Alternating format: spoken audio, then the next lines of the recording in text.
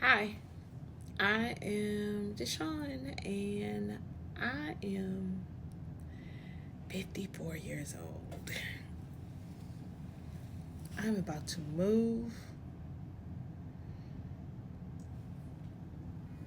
I'm about to start life over again at 54. I look tired. I'm drained. I'm stressed. I'm starting over and I don't know what to do. I don't know what to do at this point. Oh, I can't take it. But I've I've come to the conclusion that the move is a good thing for me. I just don't want to be put in a box. I don't want to be put in a box where I used to be at 12 years ago before I moved to New York. And I think that's my biggest thing. Also, I think that we scare ourselves up to all this stuff that we think we we have a preconceived notion of things, and I think that's what's giving me anxiety because I have all these preconceived notions that I've created, and I need to just get out of my head and do it. um I don't know. I don't know.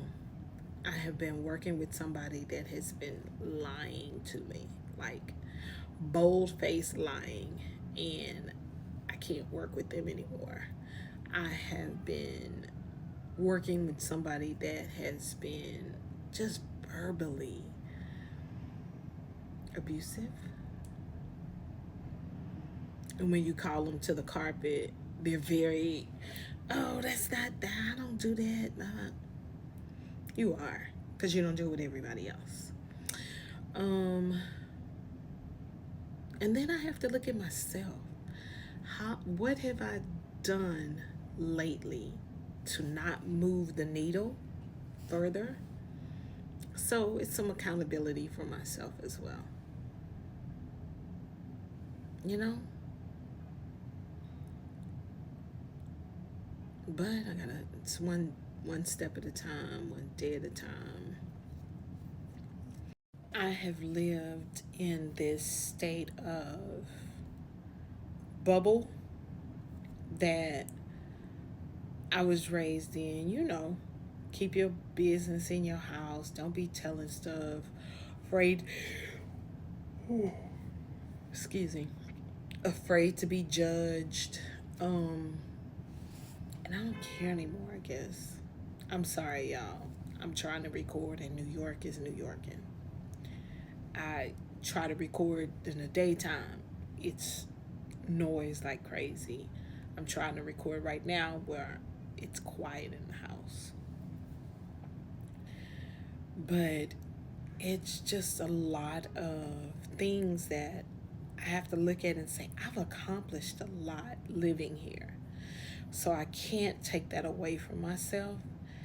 And I have to remember that. I have to remember that I have been in this state for 12 years.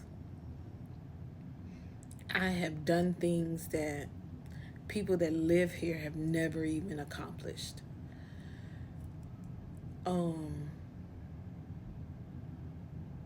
Before they opened it up to everybody, every blogger, every influencer, I was sitting, I was there.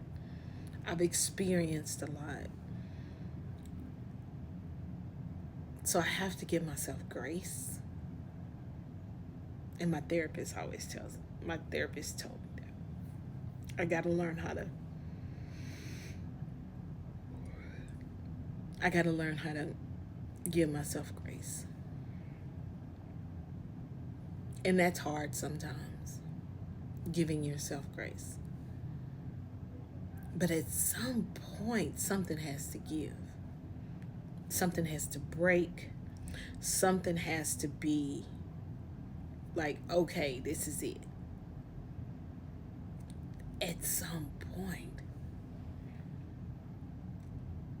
I just wish I could go back to pre-COVID. Because pre-COVID, I was living a damn good life. I was living a good life. I had just come back.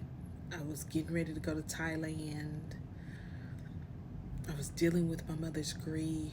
I was dealing with my mother's passing. I don't know.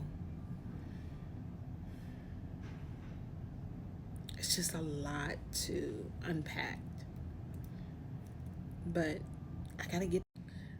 It's a lot to unpack, and so my goal is to let you into a little bit of my world. I know I'm not gonna share everything, but I'm gonna share some stuff. I'm gonna post some old things that I've done before. That way you can get a glimpse of my life. Also, my teeth are gonna look different, so because I got my teeth done. Um, and just so you can meet me, you know who I am. I am a 54-year-old woman just trying to figure it all out again. And at every age, you can figure it out. Like, don't let anybody put you in a box. And I think I've allowed people to put me in a box. I think I've put myself in the box. And I don't know how to be me anymore because I feel like I need to fit this cookie cutter lifestyle. And I'm not doing that. I'm me. I'm gonna be me. And that's all it is to it. I don't know how to do anything else but be me. And moving from the north to the south is a huge transition, and I don't think people really understand how much of a transition it really is. The mindset of Southerners are different. Um, the way you move around now is gonna have to be different. It's all going to be different. There's some good that comes to with it though. I get to, see my grandsons, see my great nieces and nephews, see my nieces and nephews. So there are some good that come out of it. Sorry again. But it's just a lot that I'm really gonna have to unpack. And I'm gonna take you on the journey every step of the way. While we're here, when we get ready to move, the travel, I'm gonna take you on the entire journey. And then moving in with my dad. Moving with my dad. 90 days, 180 days, more like it. I need to tell him that though. He said it's not like I'm gonna be putting you out if you're not ready to go in 90 days. Prayerfully not, because I think it's going to be 180 days. I spoke to my father's girlfriend's son. He's a pastor, and he's a really good pastor. But he told me I needed to, say something to my dad because, my mom used to be the buffer between us.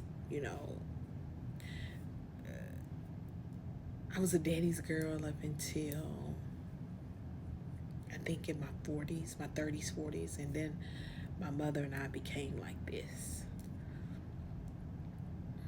But it's always been surface. And how do you fix that? So that's a relationship, that's a conversation I'm gonna have, with my dad.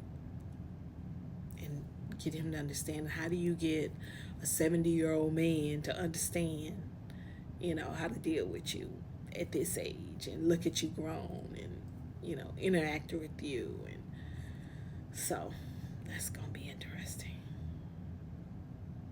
And then just understanding that I'm in his space and I got to be respectful and I got to understand that it's going to be different. It's going to be different. So that's my life.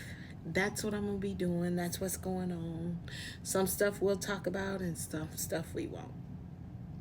There's some stuff I'm not disclosing.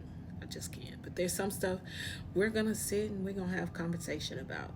And I think this is going to be the setup where I talk to you at, because even though it's right by the window, I got everything set up here. It's easier. I don't know.